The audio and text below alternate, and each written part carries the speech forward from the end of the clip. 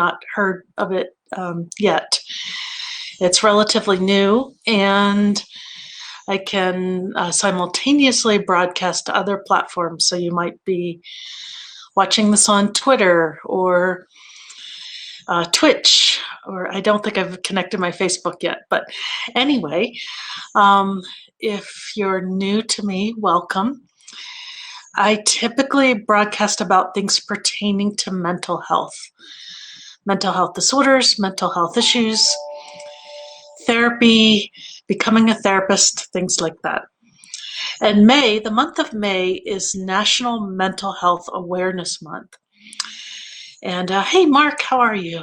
Thanks for joining. And one thing I did not know is that National Mental Health Awareness Month started in 1949. I didn't realize it was that many years ago. So it's been quite a while that the month of May has been devoted to raising awareness about mental health. Well, this week in particular, May 2nd through May 8th or May 9th, welcome, thanks for joining, is Children's Mental Health Week. And I guess the theme of the week is to flip the script pertaining to mental health. I think I got that right. Flip the script. Yeah. So anyway, that's a new one. I'm not sure if they've had a week devoted to children's mental health before during the month of May, but it certainly makes sense now, given the pandemic that we have been traversing through. And it has hit everyone really, really hard. But children in particular, sometimes the impact on children doesn't get as much attention as it ought to. So I think it's really appropriate that a whole week is devoted to children's mental health. So I don't know if you have children in your life, or maybe you're a teacher, if you've noticed the impact that the pandemic has had on their mental health.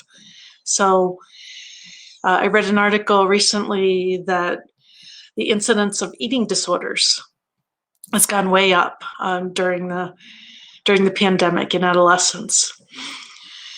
Certainly rates of anxiety and depression have gone up. So this is not something that we should ignore. But what can you do about it?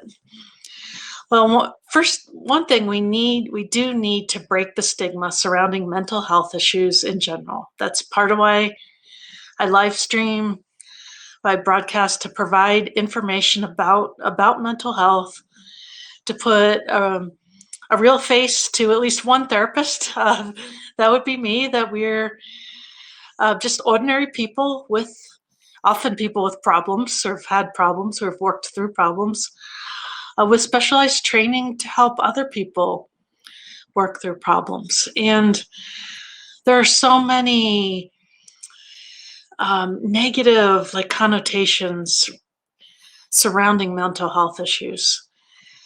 I know one of my Lutheran friends told me that, in church culture, often when someone is sick, or they've had a baby, or there's a death, you take them like a casserole, or probably in this day and age, gift cards. But the comment from some of my Lutheran friends is that the brain is the only organ that you don't take a casserole for, meaning that we treat mental health issues differently than physical ailments or death, and there's no good reason for that.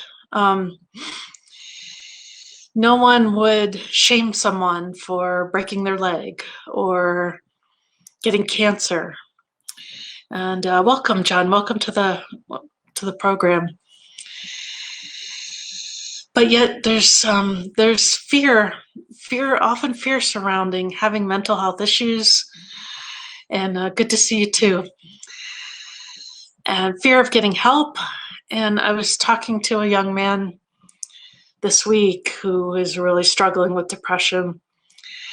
And one of his fears that he told me was, well, what if I'm told that I need to go to a mental hospital? And I had to explain to him, like, when it's appropriate for people to go to a hospital, under what circumstances, and that just because he was struggling with depression and feeling down, that if he told somebody that, and it was hard for him to talk to me about it, that he would just be, like whisked away to a mental hospital. And if you're struggling with depression, anxiety, it doesn't mean that you're, crazy or really sick. Or anxiety, for example, is the number one mental health condition that people suffer from in the U.S. So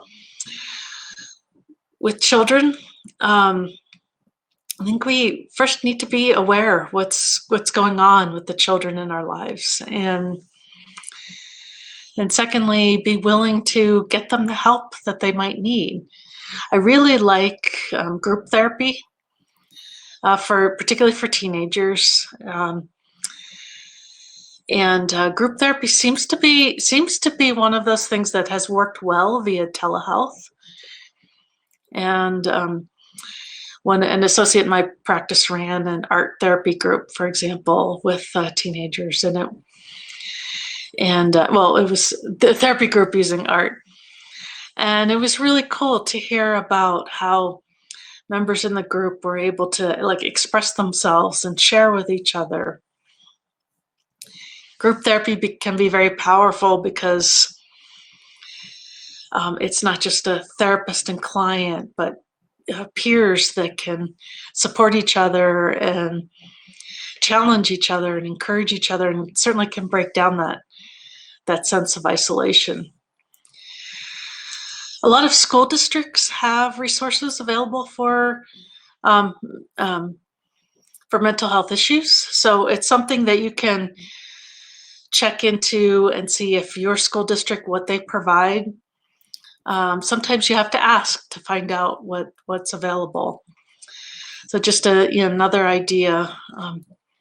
There are lots of good books and resources out there that if you look on Amazon, there's tons of books for dealing with anxiety in children. Trauma. One of my favorite books is about the squirrel, and the book talks about the terrible thing that happened, and they never mention what the terrible thing is, but the book kind of takes the story through of this little squirrel that had experienced something, and how he had to work through it with the help of somebody. So the important thing, the bottom line, is not to sit in these issues alone, not to not look for help, not to figure out what to do to address the issues. So the worst thing we can do is ignore what's going on. Another thing that we shouldn't do is stigmatize or put people down for what's going on. So this week is a really good week to draw attention to the fact that children's mental health is as important as adults' mental health. And there are therapists that specialize in working with children. And if you need to look for a therapist, one good place is psychologytoday.com. I talk about that a lot, where you can go on that website and see pictures of therapists, and you can put in search terms and look for therapists who work with children. The second thing we talked about is looking at resources available in the school system, where your child or the child that you care about goes. Looking for books and other resources that are aimed at helping children. The crisis text line, I talk about that pretty much every broadcast, and they work with teenagers as well. This is a text line where anyone can text 24 hours a day, 7 days a week, and talk to a trained crisis counselor. If you're in the US, the number there is 741-741. In Canada, it's 686868. And in the UK, 85258, I believe. 85258. Yeah. You know what? You better double check that one. Their website is crisistextline.org. So you can go there, and if it's a way that you can, if you want to get involved, you can become a trained crisis counselor. They provide comprehensive training, and then you can learn how to take those texts and help talk someone through from being in crisis to calm. Another thing you could do is donate to an organization that pertains to mental health. Nonprofits, always can use more funds. So anyway, those are just a few thoughts. And if you're just joining, my name is Dr. Jennifer Fee. I'm a licensed clinical psychologist in Southern California.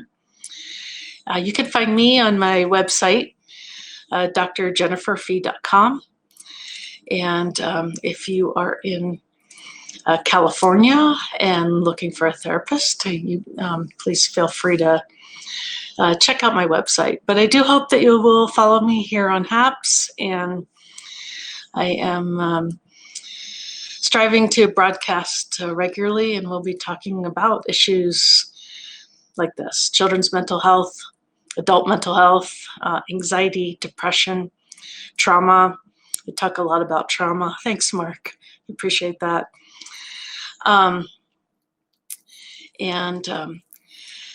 Becoming a therapist, if that's something that you've always had in the back of your mind to do, but are afraid to take that step to apply to grad school. Sometimes I stream about that and talk about that. So anyway, I will wrap up for tonight, but thank you for being here. Those of you who are here live, and those on the replay. So I appreciate your comments, and thanks, Mark, for the high award. Still getting used to HAPS and how it works. But thanks, John. Thanks, Mark. I always appreciate you and your support. Thank you, John. I appreciate that. All right, so I will. So actually, tomorrow tomorrow will be a little bit different. So if you tune in and wonder what's going on with my channel, I am the director of a grad program, and tomorrow night we are having a hooding ceremony for our graduates, and I'm going to be live streaming it here on HAPS and YouTube. And so because our students are limited to one guest, so we have to keep the event a certain size. So we're going to be live streaming it so that their other friends and family can see it. So if you tune in, and you might see me in my funny hat and regalia, and I'll be addressing the classes. That's what's going on there. But after that, I will return to the normal type of broadcasting that I do. All right. Have a good night, everyone, and maybe I'll see some of you tomorrow. All right. Take care.